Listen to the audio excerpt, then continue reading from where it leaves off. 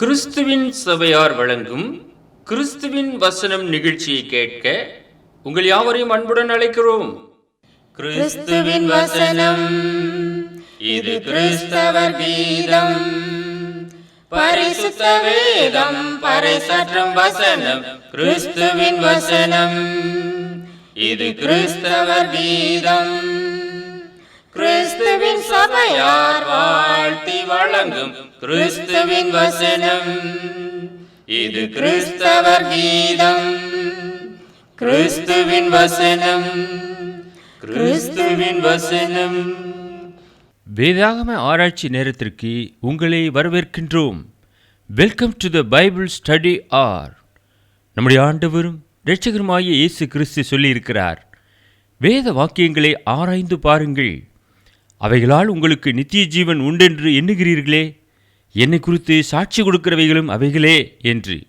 யோவான் எழுதின சுவிசேஷம் 5வது அதிகாரம் 39வது வசனம். எனவே நாமும் வேத வாக்கியங்களை ஆராய்ந்து கற்றுக்கொள்ளுவோம். அன்பானவர்களே, உங்கள் யாவரையும் நம்முடைய ஆண்டவராய் இயேசு கிறிஸ்துவின் பரிசுத்தமான நாமத்தில் வாழ்த்தி வரவேற்பதில் மிகுந்த மகிழ்ச்சி அடைகிறோம். இன்றைய நாள் வேதாகம ஜெப வேளையில் எஸ்ராவின் விண்ணப்பம், பிரேயர் ஆஃப் எஸ்ரா, வேத வாக்கியங்களை நாம் ஆராய்ந்து கற்றுக்கொண்டு வருகிறோம். தொடர்ந்து வேதாகமத்திலே பரிசுத்தவான்கள் எவ்விதமாக ஜெபம் பண்ணினார்கள் என்பதை குறித்து இந்த நிகழ்ச்சியிலே நாம் தியானம் செய்து கொண்டு வருகிறோம். இன்றைக்கு எஸ்ராவின் விண்ணப்பம் எவ்விதமாக இருந்தது? இந்த எஸ்ரா பழைய ஏற்பாட்டு காலத்திலே ஒரு ஆசாரியனாக இருந்தான். இஸ்ரவேலிலே மீந்திருந்த ஜனத்திற்காக தேவனை நோக்கி அழுது முழங்காற்படியிட்டு ஜெபம் பண்ணினான். எஸ்ரா 9வது அதிகாரம் 6வது வசனம் வாசிக்கிறோம். என் தேவனே, நான் என் முகத்தை என் தேவனாகிய உமக்கு முன்பாக ஏறெடுக்க வெட்கி கலங்குகிறேன். எங்கள் அக்கிரமங்கள் எங்கள் தலைக்கு மேலாய் பெருகிற்று, எங்கள் குற்றம் வான பரியந்தம் வளர்ந்து போயிற்று. எந்த அளவிற்கு தன்னை முழுவதுமாக எஸ்ரா தேவ சமூகத்திலே தாழ்த்தி ஜெபித்திருக்கிறார் என்பதை இந்த வசனமானது நமக்கு எடுத்துரைக்கின்றது. தேவனுடைய முகத்தை பார்ப்பதற்கு, இவர் தன்னுடைய முகத்தை தேவ சமூகத்திலே ஏறெடுப்பதற்கு வெட்கி கலங்கி தன்னை தாழ்த்தி ஜெபம் செய்கிறார். ஏன்? எங்கள் அக்கிரமங்கள் எங்களுக்கு தலைக்கு மேலாக பெருகிற்று, எங்கள் குற்றம் வானபரியந்தமும் வளர்ந்து போயிற்று. அன்பானவர்களே, மனிதனுடைய அக்கிரமம் ஒவ்வொரு நாளும் பெருகிக்கொண்டே போகிறது. இந்த உலகத்திலே நாம் பார்க்கிறோம், அக்கிரமக்காரர்கள் அதிகமாய்க்கொண்டே போகிறார்கள். தேவனுடைய பிள்ளைகளும் அவர்களை பார்த்து அக்கிரமக்காரர்களாக மாறிவிடுகிறார்கள். இதே போல இஸ்ரவேலிலே மீந்திருந்த ஜனங்கள் தங்களுடைய பாவத்தை விட்டுவிடாமல் அதிலே நிலைத்திருந்தார்கள். எனவே அவர் அந்த விதமாக சொல்லி ஜெபம் செய்கிறார். உம்முடைய சமூகத்தை நோக்கி வருவதற்கே நாங்கள் அருகதையற்றவர்கள். நான் என் முகத்தை என் தேவனாகி உமக்கு முன்பாக ஏறெடுக்க வெட்கப்பட்டு கலங்குகிறேன் என்று சொல்லி தன்னை முழுவதுமாக தாழ்த்துகிறார். அக்கிரமங்கள் தலைக்கு மேலாக பெருகிற்று. தலைக்கு மேலாக வெள்ளம் வந்தால் என்ன ஆகும்? முழுவதுமாக மூழ்கடிக்கப்படுவோம். அதை போல அக்கிரமம் அவரவருடைய தலைக்கு மேலாக பெருகிற்று. அவர்களுடைய குற்றம் வான பரியந்தமும் பெருகிற்று, வளர்ந்து போயிற்று. அன்பானவர்களே, இந்த அக்கிரமத்தை நினைத்து மனக்கசந்து தேவ சமூகத்திலே தன்னை தாழ்த்தி இந்த எஸ்ரா ஜெபம் செய்தார். நீதிமொழிகள் 28வது அதிகாரம் 13வது வசனம் சொல்லுகிறது, தன் பாவங்களை மறைக்கிறவன் வாழ்வடைய மாட்டான், அவைகளை அறிக்கை செய்து விட்டுவிடுகிறவனோ இரக்கம் பெறுவான். அந்த விதமாக எஸ்ரா பாவங்களை அறிக்கையிட்டார். அவரும் இஸ்ரவேலர்களும் தேவனுக்கு விரோதமாக பாவம் செய்து விட்டோம் என்ற காரியத்தை நினைத்து தேவ சமூகத்திலே அறிக்கையிடுகிறார். அவைகளை அறிக்கை செய்து விட்டுவிடுகிறவன் எவனோ அவன் இரக்கம் பெறுவான் என்ற திருமறை போதனையின்படியாக இரக்கத்தை எஸ்ரா பெற்றுக்கொண்டார். இன்றைய இருக்கிற கிறிஸ்தவர்கள் நாம் உன்னிப்பாக கவனிக்க வேண்டும்.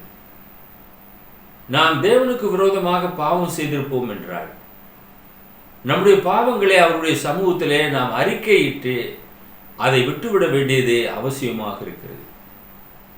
நம்முடைய குற்றங்கள் வானபரியந்தம் பெருகுமே என்றால் என்னவாகும்?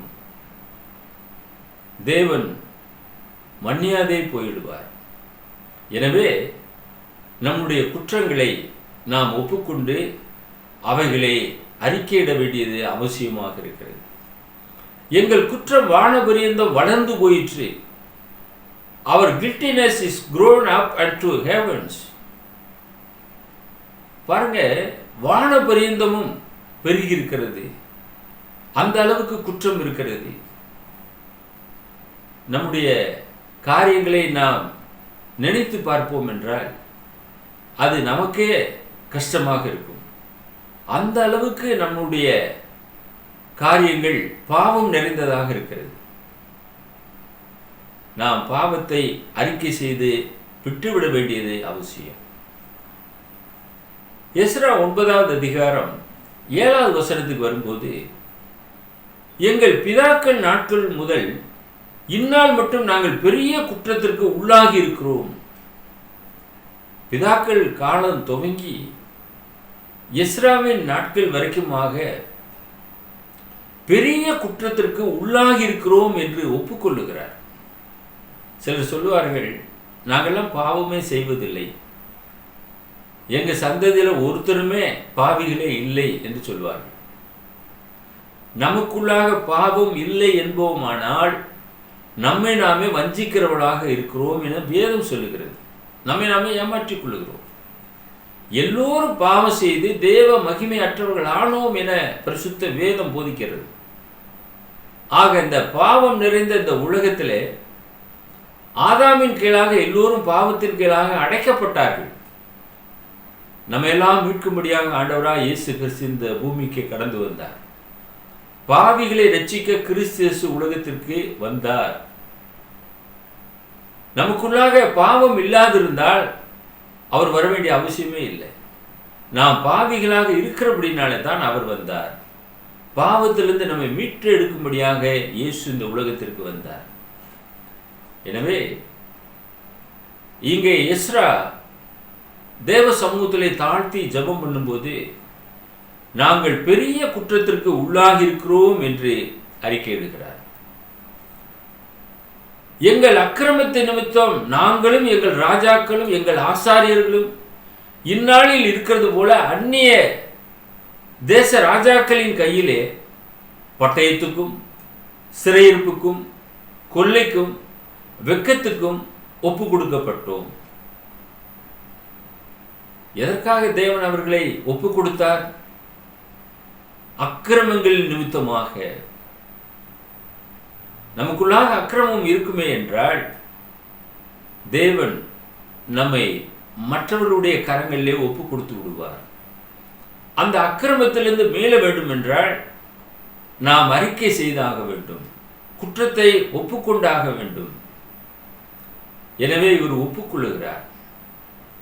எஸ்ரா 9வது அதிகாரம் 8வது வசனத்துக்கு வரும்போது, இப்போதும் எங்கள் தேவனாகிய கர்த்தர் எங்களிலே தப்பின சிலரை மீதியாக வைக்கவும் தம்முடைய பரிசுத்த ஸ்தலத்தில் எங்களுக்கு ஒரு குச்சை கொடுக்கவும், இப்படியே எங்கள் தேவன் எங்கள் கண்களை பிரகாசிப்பித்து எங்கள் அடிமைத்தனத்திலே எங்களுக்கு கொஞ்சம் உயிர் கொடுக்கவும் அவராலே கொஞ்ச நேரமாவது கிருபை கிடைத்ததே என்று ஜெபம் பண்ணுகிறார். தப்பி மீதமானவர்கள் மிக குறைவானவர்களாக இருந்தார்கள். இஸ்ரவேலர்கள் 6 லட்சம் பேர். ஆனால் அவர்களுடைய அக்கிரமங்கள் நிமித்தமாக சிறுபான்மையினராக மாற்றப்பட்டார்கள். எவ்வளவு வேதனையான ஒரு காரியம்!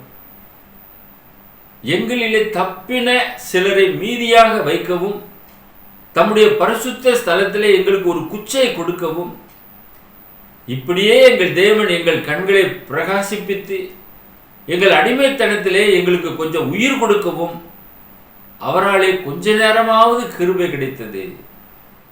தேவனுடைய பலத்த கிருபை. இன்னைக்கு நாம் ரட்சிக்கப்பட்டிருக்கிறோம் என்று சொல்லுகிறோம். எப்படி ரட்சிக்கப்பட்டோம்? நம்முடைய நற்காரிகளையா? இல்லையே. கிருபையினாலே விசுவாசத்தை கொண்டு ரட்சிக்கப்பட்டீர்கள். இது தேவனுடைய ஈவு என வேதம் தெளிவாக நமக்கு போதிக்கிறது. ஒருவரும் இந்த விஷயத்திலே நாம் பெருமை பாராட்டவே முடியாது. என்னுடைய தான தரிமங்கள், என்னுடைய புண்ணியங்கள், இவைகளினாலே நான் ரட்சிக்கப்பட்டேன் என்று ஒருவர் சொல்லவே முடியாது. தேவன் கிருபையாய் இறங்கினார். தம்முடைய ஒரே பேரான குமாரனாகிய இயேசு கிறிஸ்துவை நமக்காக பலியாக ஒப்பு கொடுத்து அவர் மூலமாக நம்மை மீட்டுக் கொண்டார் என பரிசுத்த வேதம் சொல்லுகிறது. எனவே அவருடைய கிருபையினாலே நாம் விசுவாசத்தை கொண்டு ரட்சிக்கப்பட்டோம். எஸ்ரா 9:9 நாம் வரும்போது, நாங்கள் அடிமைகளாக இருந்தோம். எகிப்திலே அடிமைகளாக இருந்தார்கள். பல வருடங்களாக அடிமைகளாக செங்கல் சூளையிலே அங்கே எகிப்திலே அடிமை வேலை செய்து கொண்டிருந்தார்கள். தேவனை நோக்கி முறையிட்டார்கள். அந்த அடிமைத்தனத்திலிருந்து அவர்களை மீட்கும்படியாக அங்கே மோசேயை தேவன் எழுப்பினார். எகிப்திலிருந்து விடுதலையாக்கப்பட்டார்கள். இதே போல இன்னைக்கு அநேகர் அடிமைகளாக இருக்கிறார்கள். பாவத்துக்கு அடிமைகளாக இருக்கிறார்கள், அசுத்தத்துக்கு அடிமைகளாக இருக்கிறார்கள், மது பிரியர்களாக இருக்கிறார்கள், அதற்கு அடிமைப்பட்டு கிடக்கிறார்கள், விபச்சார வேசித்தனத்திற்கு அடிமைகளாக இருக்கிறார்கள். இப்படி பலவிதமான காரியங்களிலே அடிமைகளாக இருக்கிறார்கள். கர்த்தர் ஒருவரே அவைகளிலிருந்து விடுதலை செய்ய முடியும். நீங்கள் உங்களை ஒப்புக் கொடுப்பீர்கள் என்றால் இஸ்ரவேலை விடுதலை செய்த தேவன் உங்களையும் விடுதலை செய்வார் நிச்சயமாக. ஆனாலும் எங்கள் அடிமைத்தனத்திலே எங்கள் தேவன் எங்களை கைவிடாமல் எங்களுக்கு உயிர் கொடுக்கவும், நாங்கள் எங்கள் தேவனுடைய ஆலயத்தை எடுப்பித்து பாழாய் போன அதை புதுப்பிக்கும்படிக்கு, எங்களுக்கு யூதாவிலும் எருசலேமிலும் ஒரு வேலியை கட்டளையிடும்படிக்கும் பெர்சியாவின் ராஜாக்கள் சமூகத்தில் எங்களுக்கு தயை கிடைக்க செய்தார். தேவன் இருதயங்களிலே பேசக்கூடியவர். ராஜாக்களுடைய காரியங்களை அவர் அறிந்தவராக இருக்கிறார். பெர்சியா ராஜாவினுடைய சமூகத்திலே அவர்களுக்கு கிருபை கிடைத்தது. மீண்டும் தேவனுடைய ஆலயத்தை எடுப்பித்து கட்டவும், அலங்கத்தை பழுது பார்க்கவும் அவர்களுக்கு அனுமதி கிடைத்தது. அதை சிறப்பாக செய்து முடித்தார்கள். இரவு பகலாக செய்து முடித்தார்கள். தேவன் கிருபையாய் இறங்கினார். இஸ்ரவேலை கைவிடவே இல்லை. இஸ்ரவேலை காக்கிற தேவன் உறங்குவதும் இல்லை, தூங்குவதும் இல்லை. அந்த அளவுக்கு அவர் கரிசனை உள்ள தேவனாக இருக்கிறார். ஒரு தாய் தகப்பன் பெற்றெடுத்த அந்த குழந்தைகளை எவ்விதமாக அவர்கள் கண்ணுறக்கம் இல்லாமல் பாதுகாப்பார்களோ அந்த அளவிற்கு இஸ்ரவேலை பாதுகாத்தார். அதற்கு நன்றி சொல்லி இங்கே எஸ்ரா ஜெபம் செய்கிறார். எங்கள் அடிமைத்தனத்திலே எங்கள் தேவன் எங்களை கைவிடவில்லை. எங்களுக்கு உயிர் கொடுக்கவும், நாங்கள் எங்கள் தேவனுடைய ஆலயத்தை எடுப்பித்து பாழாய் போன அதை புதுப்பிக்கும்படிக்கு தேவன் ராஜாக்களுடைய கண்களிலே தயவு கிடைக்க பண்ணினார். இன்றைக்கு சோர்ந்து போயிருக்கின்றீர்களா? உங்களுக்கும் அநேகருடைய கண்களிலே தயவு கிடைக்க பண்ணுவார். கர்த்தர் அதை செய்ய முடியும். எப்பேற்பட்ட மனிதனாக இருந்தாலும் சரி, தேவனாலே அவனை மாற்ற முடியும். தேவனுடைய அனுமதியின் பேரில் எல்லாமே நடைபெறுகிறது என்று நாம் பார்க்கிறோம். அது விரோதிகளாக இருந்தாலும் சரி, அவர்கள் மாற்றப்படுவார்கள். தேவன் மாற்ற வல்லவராக இருக்கிறார். பார்வோனுடைய இருதயத்தை கடினப்படுத்தின தேவன் இஸ்ரவேலுடைய ரட்சிப்புக்காக அதை செய்தாராம். இஸ்ரவேலர்கள் அதனாலே ரட்சிக்கப்பட்டார்கள், அடிமைத்தனத்திலிருந்து மீட்கப்பட்டார்கள். தேவன் சகலத்தையும் செய்வதற்கு வல்லமை உள்ளவராக இருக்கிறார் என்பதை நாம் அறிந்து கொள்ள வேண்டும். எஸ்ரா 9வது அதிகாரம் 10வது வசனத்துக்கு நாம் வரும்போது, இப்போதும் எங்கள் தேவனே, நாங்கள் இனி என்ன சொல்லுவோம்? தேவரீர் உமது ஊழியக்காராகிய தீர்க்கதரிசிகளை கொண்டு கற்பித்த உமது கற்பனைகளை விட்டுவிட்டோம். ஓ our God, what shall we say after this? For we have forsaken their commandments. தேவனுடைய உன்னதமான கற்பனைகளை விட்டுவிட்டார்கள்.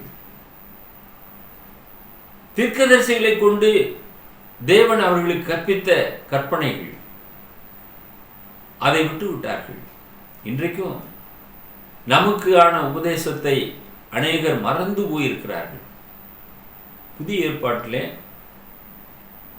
மாறாத ஒரு உடன்படிக்கையை நம்மிலே ஏற்படுத்தியிருக்கிறார். இயேசு கிறிஸ்துவானவர் சிலுவையிலே ரத்தம் சிந்தி புதிதும் ஜீவனுமான ஒரு மார்க்கத்தை உண்டு பண்ணியிருக்கிறார். அந்த மார்க்கத்திலே நாம் இணைய வேண்டும். இப்பொழுது உலகத்தில் இருக்கிற ஜீவனுள்ள ஒரு மார்க்கம் அதுவாக இருக்கிறது. பழைய ஏற்பாட்டு காலத்திலே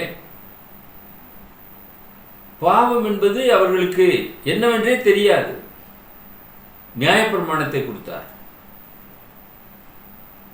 நியாயப்பிரமாணத்தின் கீழாக அவர்கள் வழிநடத்தப்பட்டார்கள். ஆனால் அந்த பிரமாணத்தையும் அவர்கள் ஏற்றுக்கொள்ளாமல் உதாசீனம் செய்தார்கள். தீர்க்கதரிசிகளை கொண்டு கற்பித்த அந்த கற்பனைகளை விட்டுவிட்டோம் என்று எஸ்ரா ஜெபம் பண்ணுகிறார். அன்பானவர்களே, அந்த கற்பனைகள் அவர்களை வழிநடத்தினது, சிலுவை வரைக்குமாக வழிநடத்தினது. அது நிழலாக இருந்தது. இன்றைக்கு நாம் நிஜத்தில் இருக்கிறோம். அந்த கற்பனையின் வழியாக புதிதும் ஜீவனுமான மார்க்கம் வந்தது. இன்றைக்கு அந்த மார்க்கத்திலே நீங்களும் நானும் நிலைத்திருக்கிறோம். அந்த மார்க்கம் சத்திய மார்க்கமாக இருக்கிறது. அது நித்தியத்திற்கு நம்மை கொண்டு செல்லக்கூடியதாக இருக்கிறது. கர்த்தருடைய கட்டளையை குறித்து நாம் பார்க்கும்போது, நியாயப்பிரமாணத்தின் காலத்தில் யாத்திராகமும் 20வது அதிகாரம் முதல் 4 வசனங்கள், தேவன் பேசி சொல்லிய சகல வார்த்தைகளும் ஆவன, உன்னை அடிமைத்தன வீடாகிய எகிப்து தேசத்திலிருந்து புறப்பட பண்ணின உன் தேவனாகிய கர்த்தர் நானே. என்னையன்றி உனக்கு வேறே தேவர்கள் உண்டாயிருக்க வேண்டாம். மேலே வானத்திலும் கீழே பூமியிலும் பூமியின் கீழ் தண்ணீரிலும் உண்டாயிருக்கிறவர்களுக்கு ஒப்பான ஒரு சொரூபத்தை ஆகிலும் யாதொரு விக்கிரத்தை ஆகிலும் நீ உனக்கு உண்டாக்கவே வேண்டாம். மோசேயை கொண்டு இஸ்ரவேலர்களுக்கு இந்த கற்பனையை கொடுத்திருந்தார். ஆனால் அவர்கள் அதை விட்டுவிட்டார்கள். அதைத்தான் எஸ்ரா ஜெபத்திலே தெரிவிக்கிறார். தீர்க்கதரிசிகளை கொண்டு கற்பித்த உமது கற்பனைகளை விட்டுவிட்டோம் என்று சொல்லுகிறார். அடிமைத்தனத்தில் இருந்த அந்த காரியங்களை நினைவு கூறாமல் போனார்கள். என்னையன்றி உனக்கு வேறே தேவர்கள் உண்டாயிருக்க வேண்டாம் என்று சொன்னார். வேறே தேவர்களை உண்டு பண்ண ஆரம்பித்தார்கள். மேலே வானத்திலும் கீழே பூமியிலும் பூமியின் கீழ் தண்ணீரிலும் உண்டாயிருக்கிறவர்களுக்கு ஒப்பான ஒரு சொரூபத்தை ஆகிலும் யாதொரு விக்கிரத்தை ஆகிலும் நீ உனக்கு உண்டாக்கவே வேண்டாம் என்ற ஒரு கட்டளை அவர்களுக்கு இருந்தது. கன்றுக்குட்டியை உண்டு பண்ணினார்கள். இன்னும் கானான் தேசத்திற்கு வந்தபோது புரஜாதிகளுடைய மார்க்கத்தை கற்றுக்கொண்டார்கள். அநேக தேவர்களை உருவாக்க ஆரம்பித்தார்கள். சொரூபங்களை நாட ஆரம்பித்தார்கள். எல்லோரும் விபச்சாரத்தின் கீழாக தள்ளப்பட்டார்கள். அந்நிய தெய்வங்களை உண்டு பண்ண ஆரம்பித்தார்கள். அவைகளை நமஸ்கரிக்க ஆரம்பித்தார்கள். தங்களுடைய பிள்ளைகளை தீக்கடக்க பண்ணினார்கள். இப்படியாக அந்த சோர மார்க்கத்தை பின்பற்றி இஸ்ரவேலர்கள் அநேகர் சோரம் போனார்கள். தீர்க்கதரிசிகளை கொண்டு வந்த அந்த கட்டளைகளை கற்பனைகளை விட்டு விட்டார்கள். அன்பான தொலைக்காட்சி நேயரே, இன்றைக்கும் அதே நிலை நீடிக்கிறது. கிறிஸ்துவின் மூலமாக நமக்கு ஒரு புதிய உபதேசம் கொடுக்கப்பட்டிருக்கிறது. அந்த உபதேசம் எவ்வளவு அழகான ஒரு உபதேசம். பிதாவாகிய தேவனை ஆவியோடும் உண்மையோடும் நாம் தொழுது கொள்ள வேண்டும். சபையாக சேர்ந்து நாம் தேவனை ஆராதிக்க வேண்டும். காண்கிறதை அல்ல, காணாத தேவனை நோக்கி நாம் ஜெபம் செய்ய வேண்டும். ஆனால் இன்று இப்படிப்பட்ட ஒரு காரியத்திலே அவர்களுக்கு விசுவாசம் வருவதில்லை. ஏதாவது ஒன்றை பார்க்க வேண்டும், பார்க்காமல் எப்படி தொழுது கொள்வது என்று எண்ணுகிறார்கள். தேவன் ஆவியாக இருக்கிறார். அவரை தொழுது கொள்ளக்கூடிய ஒவ்வொருவரும் ஆவியோடும் உண்மையோடும் தொழுது கொள்ள வேண்டும். அந்த தொழுகையை தேவன் ஏற்றுக்கொள்வார் என்று நாம் அறிகிறோம். எஸ்ரா 9வது அதிகாரம் 11வது வசனம், நீங்கள் சுதந்திரிக்கிறதற்கு உட்பிரவேசிக்கும் தேசமானது தேசங்களுடைய ஜனங்களின் அசங்கத்தினாலும் அவர்கள் அதை ஒரு முனை தொடங்கி மறுமுனை மட்டும் நிறைய பண்ணின அவர்களுடைய அருவருப்புகளினாலும் அவர்களுடைய அசுத்தத்தினாலும் தீட்டுப்பட்டதா இருக்கிறது. கானான் தேசத்தை சுதந்திரித்தார்கள் அல்லவா? அந்த தேசம் அசிங்கமானதாக இருந்தது, அருவருப்பு நிறைந்ததாக இருந்தது. பரிசுத்த வேதம் சொல்லுகிறது, பிள்ளைகளே விக்கிரக ஆராதனைக்கு, அதாவது விக்கிரகங்களுக்கு விலகி உங்களை காத்துக் கொள்வீர்களாக. விக்கிரகங்களுக்கு நாம தான் விலக வேண்டும். ஏனென்றால் அது அசிங்கம் என்று வேதம் சொல்லுகிறது. ஒரு நரகளை பார்த்து நாம் அதுக்கு பக்கத்தில் போக முயற்சி எடுப்போமா? ஐயோ நரகள் இருக்கிறது என்று விலகி போவோம். அதை போல அவைகளுக்கு விலகி ஓடுங்கள் என வேதம் சொல்லுகிறது. இவர்களோ அந்த அசிங்கத்துக்குள்ளாக இணைந்து கொண்டார்கள். தங்களுடைய பிள்ளைகளை கொடுத்தார்கள், பெண் கொண்டார்கள், பெண் எடுத்தார்கள். இப்படியாக அவர்களோடு கூட கலந்து போய்விட்டார்கள். வேதாகம் சொன்ன அந்த உபதேசத்தை அவர்கள் விட்டு விட்டார்கள். எஸ்ரா 9:12 பார்க்கிறோம், ஆதலால் நீங்கள் பலத்து கொண்டு தேசத்தின் நன்மையை புசித்து அதை நித்திய காலமாக உங்கள் பிள்ளைகளுக்கு உம்பிளிக்கையாக பின்வைக்கும்படிக்கு நீங்கள் உங்கள் குமாரத்திகளை அவர்களுடைய குமாரருக்கு கொடாமலும் அவர்களுடைய குமாரத்திகளை உங்கள் குமாரருக்கு கொள்ளாமலும் அவர்களுடைய சமாதானத்தையும் நன்மையும் ஒரு காலம் நாடாமலும் இருப்பீர்களாக என்றீரே. இதெல்லாம் தேவன் சொல்லியிருந்தார். உங்க குமாரத்திகளை அங்க கொடுக்கவும் வேண்டாம், அங்கிருந்து ஒரு குமாரத்திகளை உங்க குமாரருக்கு எடுக்கவும் வேண்டாம் என்று சொல்லியிருந்தார். ஆனால் அங்கே போன உடனே எல்லோருமே மாறிவிட்டார்கள். ஆதியிலே கொண்டிருந்த அன்பை விட்டாய் என்று உன் பேரில் எனக்கு குறை உண்டு என்று வெளிப்படுத்தின விசேஷத்தில் சபைகளுக்கு சொல்லப்பட்டபடியாக இவர்களும் அந்த விதமாக போக ஆரம்பித்தார்கள். எல்லாம் கலந்து போனார்கள்.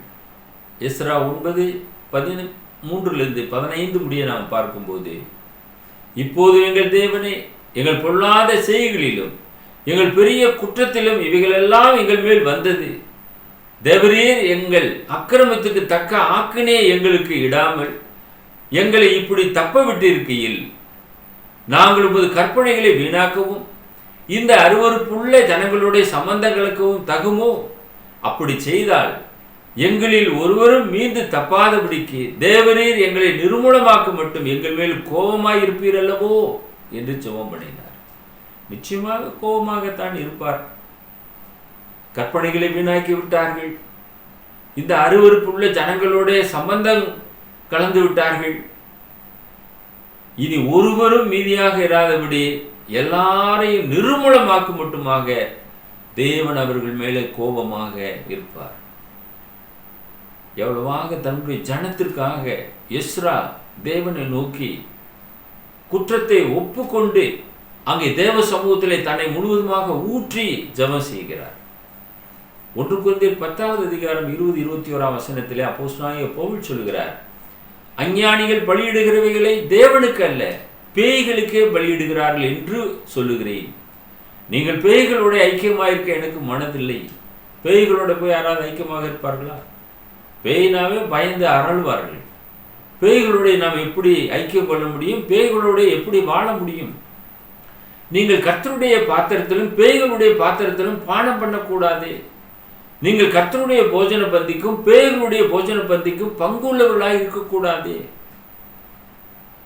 ஆக அவர்களோடு ஐக்கியமே கூடாது என்பதை பவுல் சுட்டிக்காட்டி இருக்கிறார். அன்பானவர்களே, இன்றைய கிறிஸ்தவ சகோதர சகோதரிகள் இதை உன்னிப்பாக நாம் கவனத்திலே கொள்ள வேண்டும். எஸ்ரா 9:15 வாசிக்கிறோம். இஸ்ரவேலின் தேவனாகிய கர்த்தாவே, நீர் நீதி உள்ளவர். ஆகையால் இந்நாளில் இருக்கிறது போல நாங்கள் தப்பி இருக்கிறோம், மீந்திருக்கிறோம். இதோ நாங்கள் உமக்கு முன்பாக குற்றத்துக்கு உள்ளானவர்கள். இது நிமித்தம் நாங்கள் உமக்கு முன்பாக நிற்கத்தக்கவர்கள் அல்ல என்று பிரார்த்தித்தேன். We are before thee in our guiltiness, for none can stand before thee because of this. நாங்கள் நிற்பதற்கே தகுதியற்றவர்கள் உம்முடைய சமூகத்திலே, ஏனென்றால் குற்றத்துக்கு உள்ளானவர்கள், நீரோ நீதி உள்ள தேவன். கடைசியாக எஸ்ரா விண்ணப்பம் பண்ணின காரியம், எஸ்ரா 10ஆம் அதிகாரம் 1வது வசனம். எஸ்ரா இப்படி விண்ணப்பம் பண்ணி அறிக்கையிட்டு அழுது தேவனுடைய ஆலயத்துக்கு முன்பாக தாழ விழுந்து கிடக்கையில் இஸ்ரவேலில் புருஷரும் ஸ்திரீகளும் பிள்ளைகளுமான மகா பெரிய சபை அவனிடத்தில் வந்து கூடிற்று. ஜனங்கள் மிகவும் அழுதார்கள். ஜனங்கள் எல்லாரும் அழ ஆரம்பிச்சார். அதை பார்த்த உடனே எஸ்ரா அழுது தாழ விழுந்து கிடக்கிறார். முழங்கால் படிட்டு ஜெபம் பண்ணினார். அன்பான சகோதரனே, சகோதரிய தொலைக்காட்சி நேயரே, எஸ்ராவை போல தேவ சமூகத்திலே முழங்கால் படிட்டு அழுது விண்ணப்பம் பண்ணுங்கள். உங்களுடைய ஜெபத்தை கர்த்தர் கேட்பார். இந்த எஸ்ரா தேறின வேத பாரகன். எஸ்ரா 7வது அதிகாரம் 6வது வசனம்.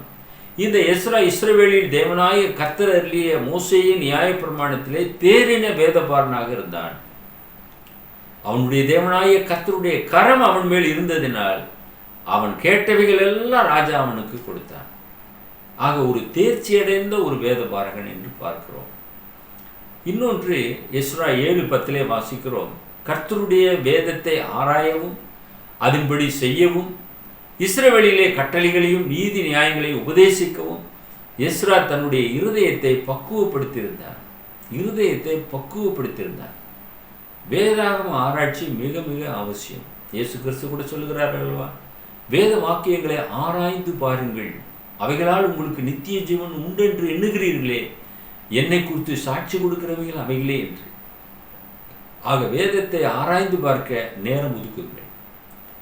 இந்த எஸ்ரா இருதயத்தை பக்குவப்படுத்தியிருந்தான். மேல் அவனை பற்றி நாம் இன்னொரு காரியம் பார்க்கிறோம். எஸ்ரா 7:12 ராஜாதி ராஜாவாகி அர்த்தசஷ்டா பரலோகத்தின் தேவனுடைய நியாய பிரமாணத்தை போதிக்கிற உத்தம வேதபாகரனாகிய எஸ்ரா என்னும் ஆசாரியனுக்கு பூரண சமாதானம் உண்டதாக வாழ்த்தி எழுதுகிறது என்னவென்றால் என்று எழுதுகிறார். உத்தம வேத பாரகன் என்ற ஒரு பெயரை பெற்றார்.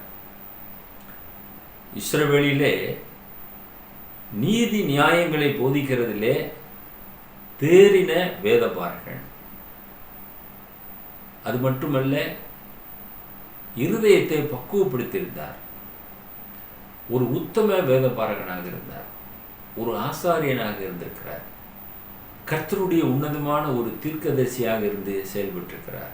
அவருக்காக நாங்கள் ஜெபம் செய்கிறோம். எங்களை நேசித்து வழிநடத்துகிற பரலோகத்தின் பிதாவே, உத்தம வேதபாரனாகிய எஸ்ராவை போல நாங்களும் உடைய சமூகத்திலே எங்களுடைய ஜனத்திற்காக, குற்றத்திற்காக உங்களுடைய சமூகத்தை நோக்கி ஜெபிக்கக்கூடிய தகுதியை எங்களுக்கு தர வேண்டுமாய் வேண்டுதல் செய்கிறோம். நாங்கள் எல்லோருமே குற்றத்திற்கு உள்ளானவர்கள். உடைய குமாரனாகிய இயேசுவின் இரத்தத்தினாலே மீட்கப்பட்டவர்கள்.